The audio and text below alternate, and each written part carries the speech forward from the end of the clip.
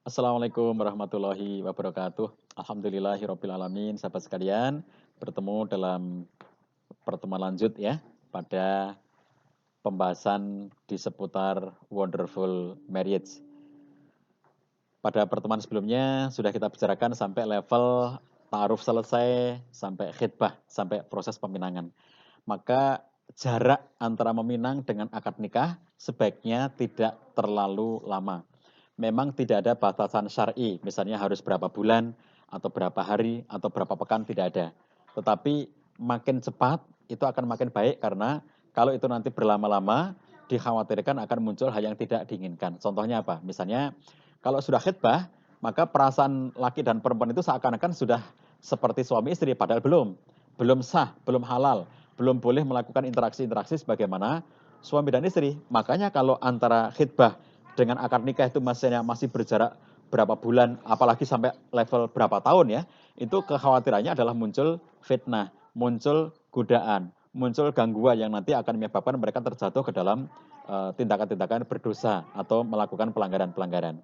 Oleh karena itu, batasan-batasannya meskipun tidak diberikan batasan secara pasti oleh fikih, oleh syariat, tetapi prinsipnya adalah sadu dzara'i atau menutup pintu-pintu terjadinya keburukan.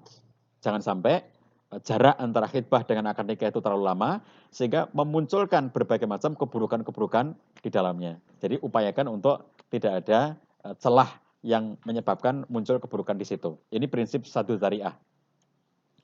Nah, di dalam proses akad nikah itu, di antara hal yang sangat penting adalah memahami ya bahwa itu adalah proses peralihan tanggung jawab.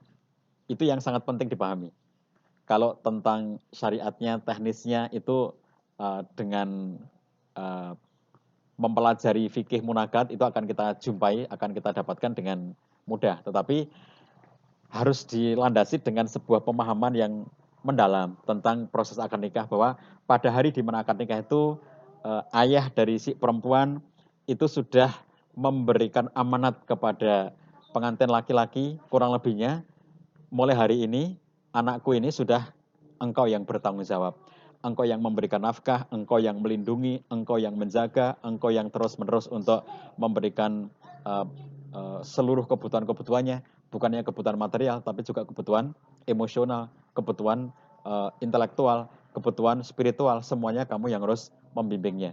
Mulai hari ini, kurang lebihnya begitu, si ayah dari perempuan ini ya, engkau lah yang menjadi imam bagi kehidupannya, engkau yang memimpin kehidupannya, engkau yang menjadi kepala keluarganya. Oleh karena itu, aku sebagai ayah dari anak perempuanku itu menyerahkan sepenuhnya kepada kamu. Nah, peralihan seperti itu harus disadari oleh semuanya. Pihak perempuannya juga menyadari bahwa pada hari di mana dia akan nikah itu, maka dia sudah berpindah. Yang semula bertanggung jawab kepada ayahnya, sekarang dia bertanggung jawab kepada suaminya. Yang semula dia mentaati ayahnya, sekarang berpindah kepada mentaati suaminya. Demikian pula si laki-laki, si suami, pada hari itu dia mendapatkan sebuah amanah baru yang sebelumnya belum ada.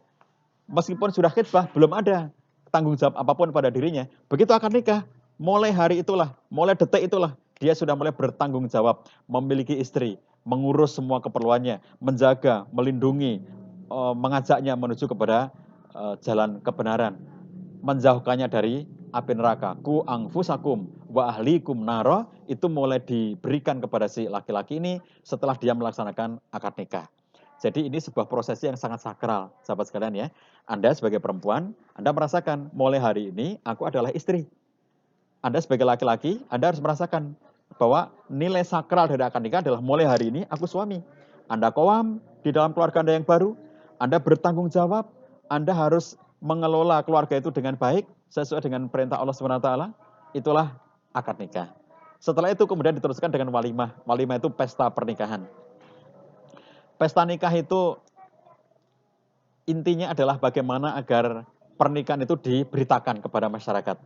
Jadi pesta tidak mesti selalu sangat ramai, sangat meriah, sangat besar, tidak selalu begitu. Yang paling penting adalah pemberitaan. Walimah itu memberitahu kepada khalayak bahwa si laki-laki dan si perempuan ini mereka sudah menjadi suami istri. Karena kalau akad nikah bisa aja akad nikah itu tidak diketahui, misalnya akad nikah di rumah saja atau di kantor KUA yang masyarakat tidak tahu gitu.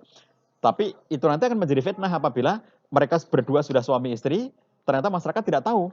Dikiranya mereka itu masih sebagai laki-laki dan perempuan yang lajang. Itu nanti ketika mereka interaksi secara intim, mereka tinggal di rumah berdua, itu akan menjadi pertanyaan bagi masyarakat. Supaya tidak menimbulkan pertanyaan atau fitnah dari masyarakat, umumkan pernikahan itu melalui walimah. Makanya di sini ada mengundang, kemudian berpesta, kemudian ada kegembiraan, karena memang suasana pernikahan adalah suasana kegembiraan. Nah, inilah yang menjadi bagian dari melengkapi keseluruhan proses dari awal sampai dengan akad nikah, sampai dengan walimah. Inilah yang menjadi bagian dari pertanda kehidupan keluarga Anda sudah dimulai sejak akad nikah itu terjadi. Mudah-mudahan Anda semuanya menjadi keluarga yang sakinah, mawaddah warahmah. Mudah-mudahan Anda semuanya menjadi keluarga yang penuh dengan berkah. Mudah-mudahan Anda semuanya kelak dikaruniai putra-putri yang soleh dan solihah. Dan mudah-mudahan Anda semuanya kelak bisa bersama dengan keluarga berkumpul di jannah surganya Allah SWT. Bila taufik wal hidayah, wassalamualaikum warahmatullahi wabarakatuh.